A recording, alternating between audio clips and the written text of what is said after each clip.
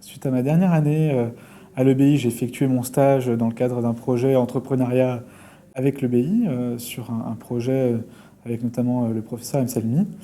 Et suite à ça, j'ai décidé de continuer dans l'entrepreneuriat et me spécialiser. Donc j'ai rejoint l'ESCP Europe en master entrepreneuriat pour 6 mois.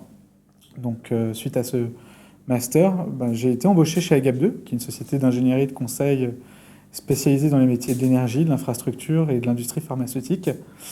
Alors pourquoi j'ai rejoint cette société? C'est parce que, dans un premier temps, en tant qu'ingénieur et en tant qu'entrepreneur, j'avais envie d'avoir cette vision de création d'entreprise.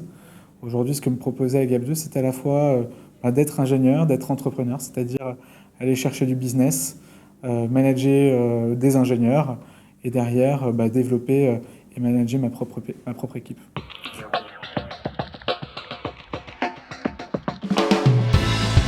C'est un poste assez hybride. Je parle beaucoup d'entrepreneuriat, mais parce que c'est quand même un poste quand même très entrepreneurial, du simple fait déjà qu'aujourd'hui notre métier c'est de faire intervenir des ingénieurs, des consultants dans les équipes de nos clients en assistance technique. Des ingénieurs vont intervenir chez nos différents clients pour la réalisation d'un projet sur un métier spécifique. Ça peut être par exemple en génie des procédés, ça peut être par exemple dans le domaine de la qualité, des métiers qui sont quand même propres justement à l'EBI. Mon métier, c'est à la fois bien sûr de recruter les talents de demain. La deuxième phase, bien sûr, très importante, c'est le business. C'est derrière trouver les opportunités pour faire intervenir nos consultants, donc trouver des clients, donc faire de la prospection, développer des activités commerciales.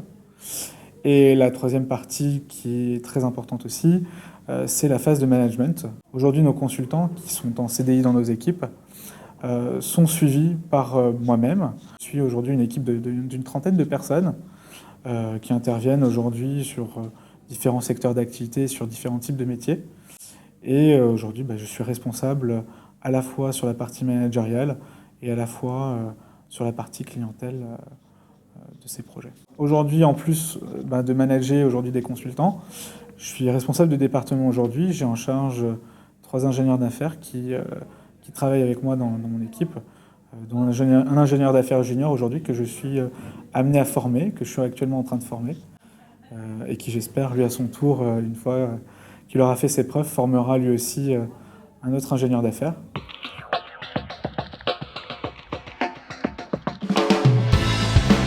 L'EBI concrètement m'a apporté tout ce qu'un ingénieur doit savoir.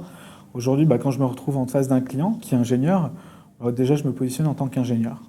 Après, c'est vrai que si je suis en face d'un client dans le secteur pharmaceutique, tout de suite, bien sûr, aujourd'hui je vais comprendre très rapidement ce que le client va me demander. On parle d'égal à égal. Aujourd'hui, je n'ai pas une casquette de commercial en face d'un client, mais j'ai une casquette avant tout d'ingénieur qui va comprendre quelles sont ses attentes. Donc aujourd'hui, le BI m'a apporté ses connaissances, ses compétences. Et aujourd'hui, j'hésite pas à dire, voilà, quand je rencontre des gens, je suis ingénieur. Je suis ingénieur de formation, alors pour l'anecdote, pharmaceutique et biotechnologie. Mais ça ne m'empêche pas aujourd'hui de faire intervenir des gens dans le secteur pétrolier et de comprendre aujourd'hui ce que mes consultants font dans ce secteur.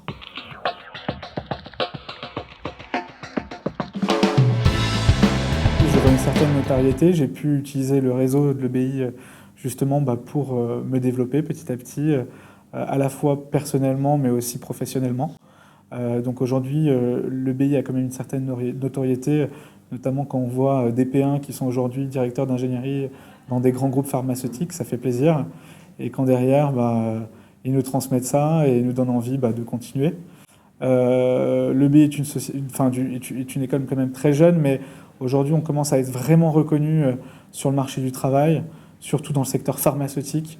Aujourd'hui, quand je forme mes ingénieurs d'affaires, je leur parle de mon école, je leur dis exactement qu'est-ce qu'on fait, sur quel métier aujourd'hui les ingénieurs de l'EBI peuvent intervenir. Et aujourd'hui, on n'hésite pas à recruter des EBIistes parce que aujourd'hui, j'essaye d'en faire bien sûr la promotion et parce que derrière, on a besoin des compétences d'ingénieurs qui viennent de l'EBI sur nos métiers.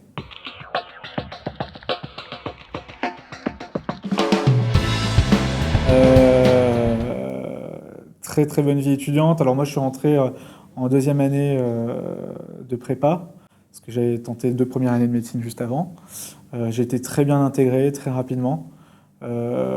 J'ai pas d'anecdote comme ça, mais aujourd'hui, surtout de dire que parmi les amis que je me suis fait à l'EBI, les gens sont toujours là. J'ai toujours le même groupe d'amis qui est toujours présent. Même s'ils sont certains, par exemple, au Canada, on continue à communiquer, on continue aussi à se voir. Donc c'est surtout un super réseau, c'est surtout surtout une super bande de potes, de super souvenirs derrière, aussi bien avec les profs qui étaient toujours à notre écoute, et puis aussi entre nous, des bons moments qu'on a passés ici.